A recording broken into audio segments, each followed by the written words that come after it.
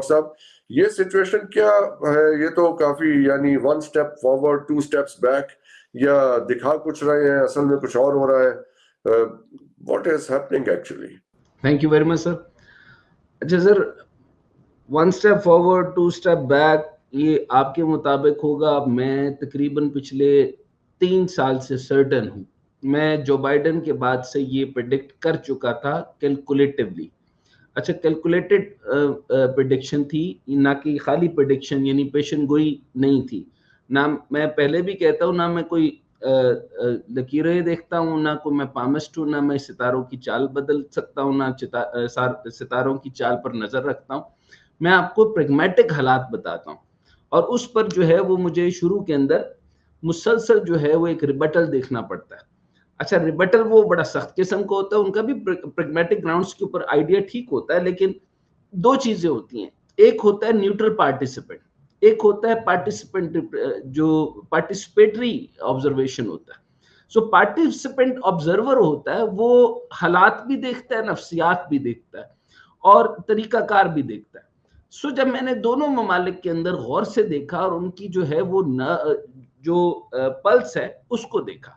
अच्छा, आपको पहले पल्स पे अगर मैं बात बताऊं, तो अमेरिका को देखें कि उनको पता है कि वो डिटोरिएट कर रहे हैं, उनको पता है कि वो आहिस्ता आहिस्ता जो है वो डिक्लाइन की तरफ जा रहे हैं, उनको पता है कि उनके पास जो सुपरियोरिटी थी वो अब जो है वो मल्टीपोलर वर्ल्ड के अंदर डिवाइड होगी।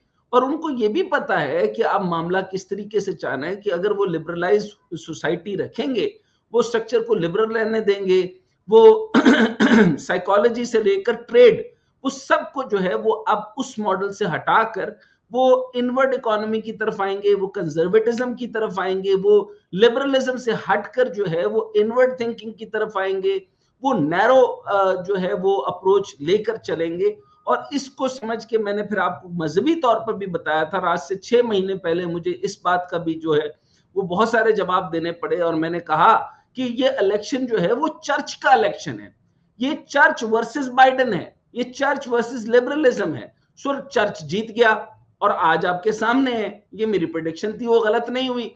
दूसरी बात, मैंने आपको बड़े वाजे तौर पर और 1 साल से बड़े मजबूत तरीके से कहा, जबकि मानने को आप तैयार ही नहीं थे। उन्होंने कहा कि 100%, 65% जो है वो टैरिफ लगेगा। मैंने कहा 100% कह दे, अगर ट्रंप 100% भी कहेगा तो आप देखेंगे वो रिवर्स कर देगा। मैंने ये कहा कि आप ये देखेंगे कि उसकी लायबिलिटी क्या हुई। अच्छा, पिछले सारे दौर के, जो बाइडेन दौर के, जिसको उससे पहले कर दे, जिसको मैं ओबामा डॉक्ट्राइन कहता था, ओबामा डॉक्ट्राइन जंगों का डॉक्ट्राइन था, ओबामा डॉक्ट्राइन सीआईए का था, ओबामा डॉक्ट्राइन जो है वो एस्टैब्लिशमेंट का था, ओबामा डॉक्ट्राइन जो है वो पेंटागन का था, और ओबामा डॉक्ट्राइन जो था वो सिर्फ और सिर्फ कत्ल कत्ल और कत्ल का था। अच्छा, अब जो है वो एक और चीज देख लेते हैं, इसमें बड़ा जो है वो एक कांस्टेंट वेरिएबल है, वो है इजराइल। इजराइल के मामले में चाइना को कोई प्रॉब्लम नहीं है, चाइना और इजराइल के माशी ताल्लुकात बहुत अच्छे हैं। अच्छा, अब समझने की बात यह है कि आपके लिए तो चाइना काफिर है। सो और इधर मैंने आपको कहा था कि पूरी जो मजहबी दुनिया है वो भी तब्दील हो जाएगी। ईरान के अंदर कोई मजहब नहीं होगा, सऊदी के अंदर कोई मजहब नहीं होगा, सारा का सारा लिबरल भी नहीं कहा था, मैंने कहा था एथियस्ट होंगे जिनका ताल्लुक भी नहीं होगा।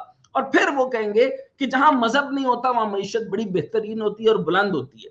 और अब आपने देखा कि वो कामयाब हो गए। अच्छा, दोनों ममालिक की तरफ देख लें, मैंने आपको कहा था कि आप नहीं यकीन कर रहे कि ये जो 65% टैरिफ की बात करता है, उसने 85% टैरिफ की बात की, और उससे पहले जो है वो कई पॉडकास्ट के अंदर ट्रंप आता रहा। उसने कहा कि मैं ये चाहता हूं कि वहां की जो इंडस्ट्री है यहाँ के प्लांट लगाए, और फिर मेरे मुताबिक जो है वो टैरिफ वगैरह पे करे, और फिर जो है वो अपनी जो है वो ईवी लेकर आए। आप मुझे बताएं कि आज वो टेस्ला शुरू करता है, वो कितने साल लगा रहेगा, क्योंकि वहां की जो है अभी लेबर भी इंटेंसिफाई नहीं है, लेबर के पास कैपेबिलिटी भी नहीं है, कैपेसिटी भी नहीं है, और उसको डाउन द रोड अगर मैं टाइमलाइन भी बनाऊं तो अगले 20 से 25 साल चाहिए चाइना बनने के लिए। सो अमेरिका चाइना नहीं बन सकता, यानी ईवी नहीं ला सकता, यानी इलेक्ट्रिक कार्स के अंदर जो है वो अमेरिका चाइना को पीछे नहीं छोड़ सकता।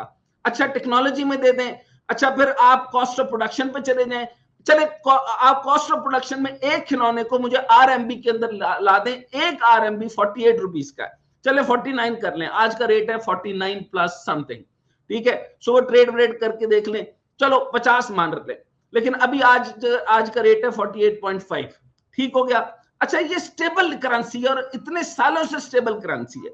मुझे ये बताएं कि अगर मुझे 3 RMB की कोई चीज मिल जाती है और मैक्सिमम 6 RMB 10 RMB, वहां पर बैठ के मैं 6 RMB के अंदर अच्छा खाना खा सकता है वहां का गरीब आदमी, एंड दे अफोर्ड एवरीथिंग। सो मुझे बताएं कि उस कॉस्ट ऑफ लिविंग को आप कैसे कंपैरिजन करेंगे, नंबर 1। अच्छा, इलेक्शन हो गए, सब कुछ हो गए, मैंने आपको कहा था कि जो है इंडिया सिर्फ और सिर्फ जो है वो टेररिस्ट और टेररिस्ट डिप्लोमेसी के ऊपर काम करेगा। कहां से उसके मंदोबीन आएंगे, अफगानिस्तान को टेररिज्म कैसे मुंतकिल करेगा, ईरान के अंदर उसकी जो टेररिज्म कैसे जाएगी, वो टेररिस्ट नेटवर्किंग के ऊपर काम करेगा, वो स्लीपर सेल बनाएगा, वो दुबई में सऊदीया के अंदर ये काम करेगा। अच्छा, अब हैरत अंगेज तौर पे क्या मैं गलत कह रहा था? आप लोग तो मानने को तैयार नहीं थे। मैंने कहा था कि ट्रंप जो है वो डायरेक्ट, पहले ट्वीट आई, अच्छा उससे पहले जो है उन्होंने सबसे पहले जो है वो मधु जो लेटर किए, पर्सनल इन्विटेशंस उन्होंने भेजा प्रेसिडेंट शी को। अच्छा, जब मैं ये कह रहा था कि आपको अगला दौर आपको ये देखना पड़ेगा कि यूएस एंड चाइना इस तरह होंगे, इस तरह आपको नजर 2 आएंगे, वो होंगे 1, आप मानने को तैयार ही नहीं थे। अच्छा, अब ट्रंप का हलफ बर्दारी से एन कब जो है, यानी राइट बिफोर दैट चीनी सदर को फोन, अच्छा ट्वीट से भी बात आगे बढ़ गई। ट्वीट आपने पढ़ ली है ना, या मैं सुना दूं?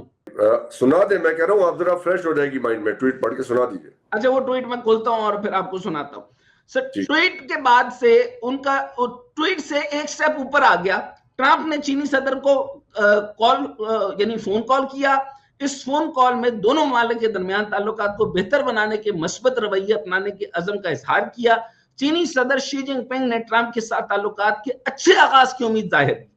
बाद ट्रंप की जाने से अपने social media platform truth social पर जारी बयान में कहा कि इनकी तवक्को है कि वो मिलकर बहुत से मसाइल का हल करेंगे। अच्छा, ये ट्वीट में भी मोटा लफ्ज यही था कि वो मिलकर बहुत से मसाइल का हल करेंगे और इसका आगाज फौरी तौर पर होगा।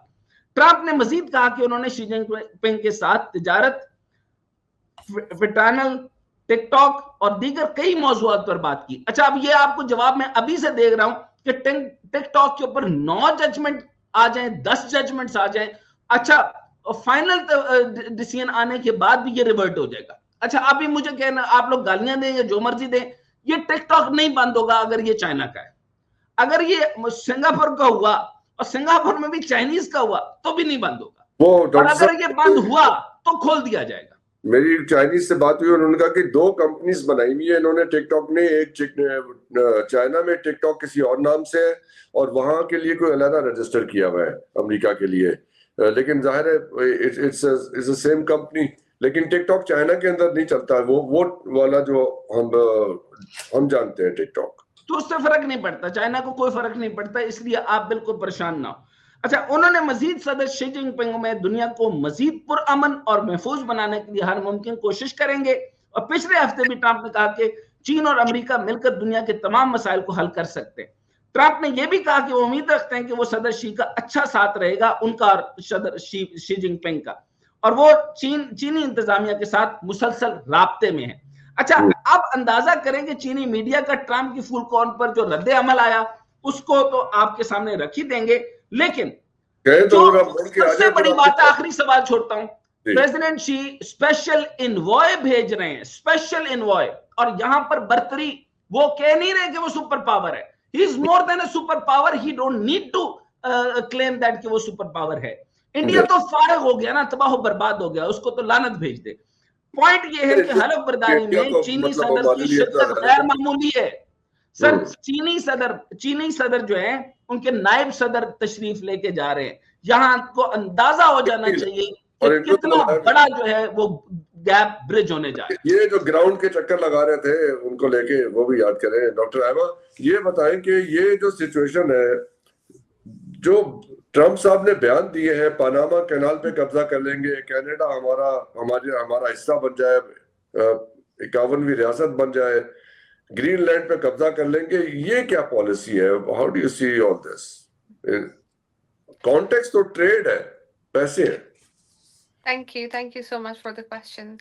I don't know why Mr. Trump has come up with such a aggressive annexation plan. क्योंकि in other words इसको annexation अगर आप कहीं पढ़े तो annexation के ये जमीन भी हम ले लें और वो जमीन भी हम ले लें और वो जमीन भी हम ले लें.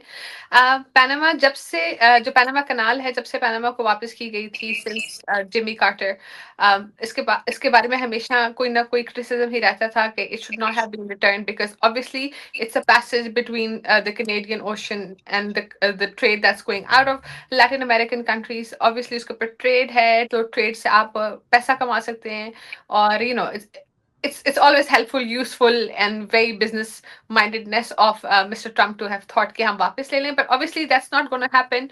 जितना भी वो बोल ले और जितना भी हो सके, because जो territories international water territories mark हुई भी होती है and it's not that simple. लेकिन ट्रम्प ने अनाउंस किया है कि he's going to get into very hostile hostile way कि अब military को भी use करेगा और ये, but I don't think it's going to happen that way. I don't know whenever like last time भी when he won the elections और उससे पहले बहुत सारी hostile बातें की गई थी. अमेरिका जो एंटर हो रहे थे लोग जो कि नेशनलाइज अमेरिकन से उनको बॉर्डर पर रोक लिया गया था for a while and then things cleared up. So it has always been his character or probably his nature or he's renowned for that. So I think it's just out of character that he's doing these things.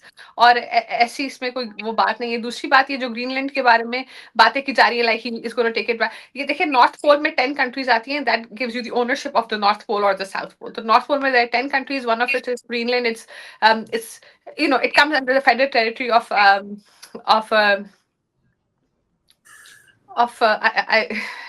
Denmark. Yeah, it's definitely it's no problem. yeah, हमारे साथ it's होता है blackout. yeah. तो वहाँ पे है तो basically ये जो basically these are yeah. जी जी आप बात कंप्लीट कीजिए. So basically, these are the kind of foreign relationships, persona non grata that they're called. कि ये जो काम कर रहा है कि हमें वापस चाहिए. So it's not going to happen. Exactly how trade things. अच्छा, the motive behind this कि trade तो China, Canada और US के दरम्यान में वैसे भी this is a free trade zone. So कोई मसला नहीं है. The borders for trade are open.